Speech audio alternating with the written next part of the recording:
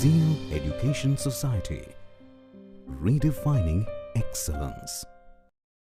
Guys, my name is Gaurav Nitin Bhoin. I am studying in Zeal College of Engineering and Research, Pune, in second year IT department, and we are creating a project under the project based learning concept, and our project name is GUI Calendar using Python programming, and my teammates names are Deepti Bhosle, Bhopade Rushikesh and Jnaneshwar Bhosle, and project guided by Professor Sneha Banjari ma'am.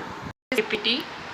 Motivation is creating GUI calendar using Kinter Python programming and creating interface in GUI calendar using Python.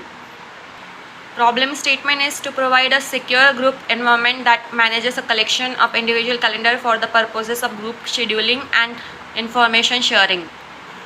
Hardware and software requirement: hardware desktop, RAM 48 GB, hard disk, software VS Code and PyCharm IDE.